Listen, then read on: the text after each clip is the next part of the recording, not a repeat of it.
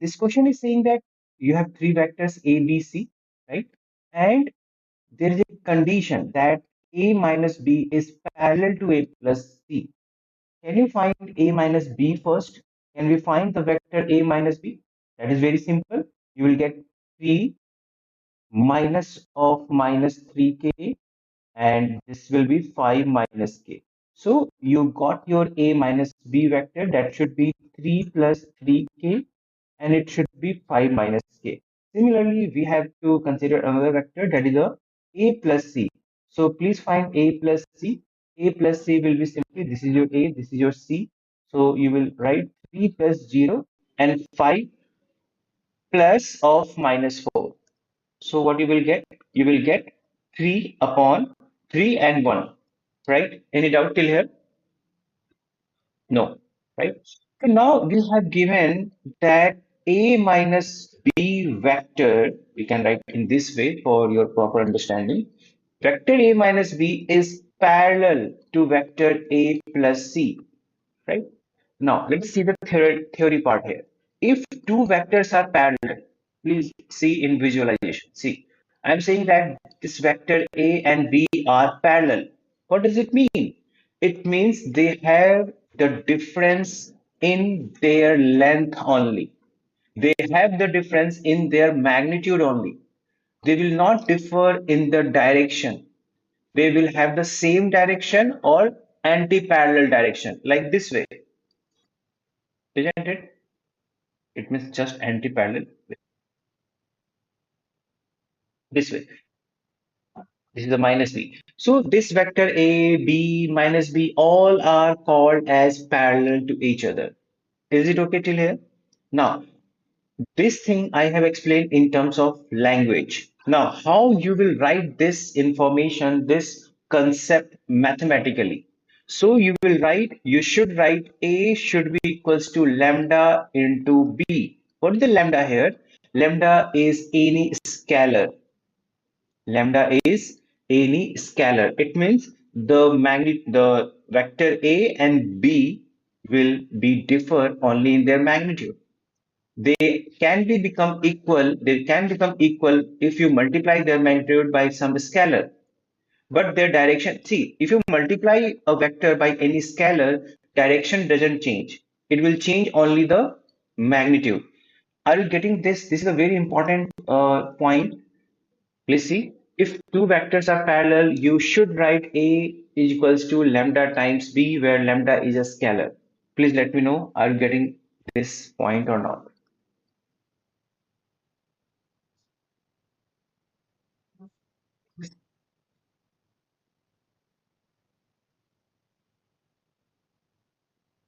Okay. The first way you can go through this way also, that this should be lambda times of this. Okay, I will go there also. The second approach which you can do without applying this concept is, since two vectors are parallel, since A and B are parallel, it means they must have the same direction or anti-parallel direction. So if we find the direction of vector A, if we find the direction of vector B, and we can equate them, what is the meaning of direction? What is the meaning of direction? So suppose this is your coordinate axis, this is your x, this is your y, and I have a vector like this. Suppose you have this vector A. So what is the direction of this vector A?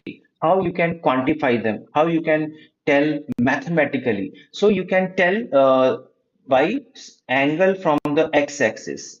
We can tell the direction of A as a anti-clockwise angle from x-axis. You may tell from the y-axis also, no problem. Anything you can do.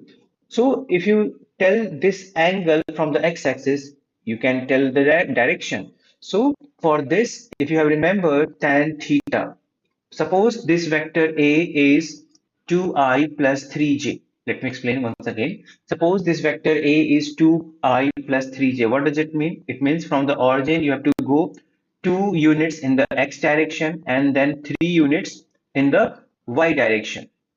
You will get your point. So what should be the tan here?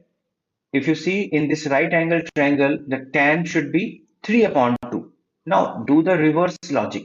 What is the generalized case? So basically you have taken the y component upon the x component, right? So we can write tan theta is equals to y component upon x component, right? So if we apply same concept here, a minus b. What is the a minus b? See, a minus b is this much. If you write the tan theta for a minus b, it should be y component, that is the 5 minus k. So you should write 5 minus k upon 3 plus 3k. Similarly, if you write tan theta for this a plus c, you should write tan theta is equals to, what is the y component here? It is the 1. What is the x component? That is the 3.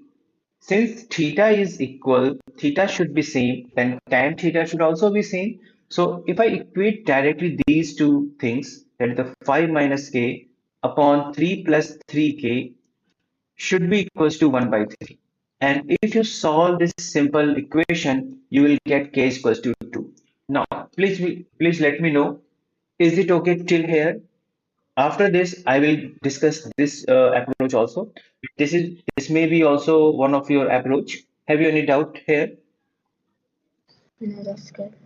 According to second method, if two vectors are parallel, it means you can write in this way.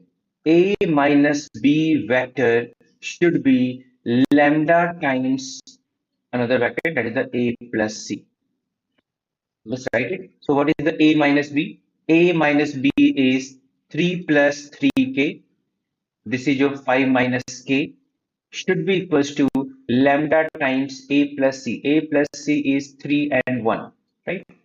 So please simplify this. 3 plus 3k, this is your 5 minus k. This should be equals to, if you multiply lambda, it will get 3 lambda and lambda, right? Now you have two equations.